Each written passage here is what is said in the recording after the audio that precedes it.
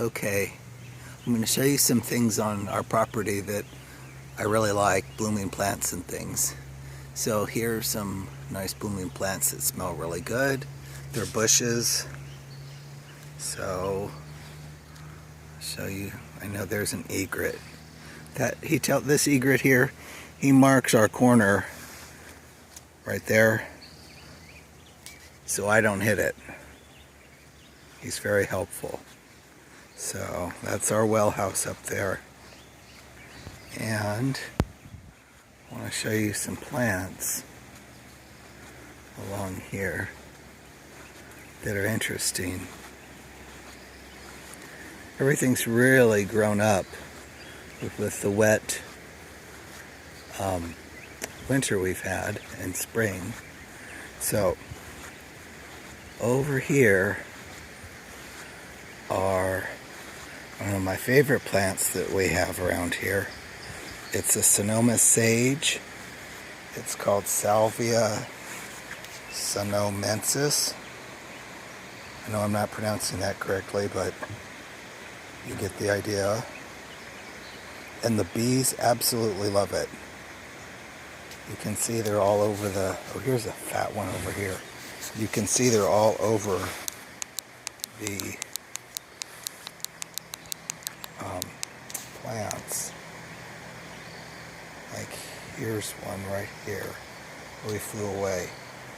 But you can see the bees in there, bumblebees. Really, really active. I don't know, are they showing up or not? And honeybees too. And then we've got more over here too. It's all over the hill. You can see the bees here.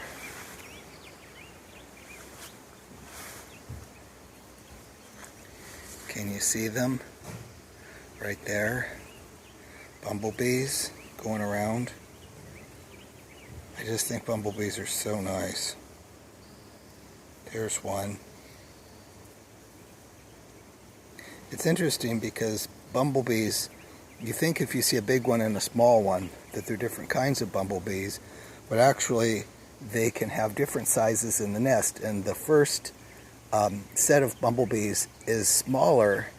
I think that's how it goes. They either go small to big, or they start out, the first ones hatching out are big and then they get smaller. I think it's from small to big though. And the queen is huge. I actually found a dead queen once. So there's another one a little bit bigger. And the way you can tell different kinds of bumblebees are by the stripe patterns and the color. That's more indicative of the kind of bumblebee it is than actually the size. You can have a huge range of size and it's the same kind of bumblebees. And bumblebees like to live in holes in the ground, kind of like those holes there, but those are probably not bumblebee holes. But they like to live in holes in the ground. Also, yellow jackets like to live in holes in the ground, so don't go poking around in any hole. And what was I going to say? Oh yeah, they also like to live in boxes. You can get bumblebee boxes, and actually had one. I got it from Peaceful Valley Farm Supply, and they actually they nested in there.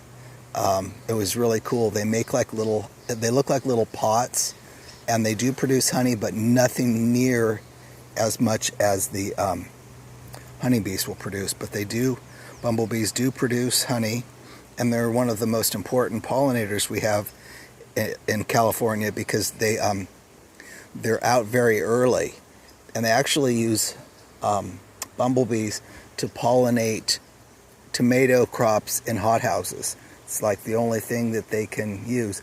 Oh, here's something else that's blooming over here. There's a yellow flower. This yellow flower there, that's a Mahonia. It's Oregon grape. I don't know if the bees like it or not, but they sure love this Sonoma sage. And the Sonoma sage grows all over our property. It's really good. It helps with erosion. You can see it. Let me zoom out here so you can see more of it. It's up in the sun. You can see just how pretty it is right there. It's just beautiful. Everything's a little bit late this spring. Ooh, there's a hole in the ground. Wonder who lives in there. I'm not going to poke around to find out. We do have skunks around here. They usually live, I think, in like logs and pretty much anywhere they can find. But they like to poke around in our lawn. On that, I'll do another video and tell you about our skunks. Right now, I'm looking at flowers and bumblebees, and you can hear the black-headed grosbeak singing. They kind of sound like a robin, really pretty. And then there's some other birds. That was a Steller's jay yelling or squawking, whatever, calling. You can see all these really honeybees, bumblebees, and of course that roaring sound is our creek, which is still really high. Okay, I probably talked enough. So let me see how to turn this thing off. Okay, there we go.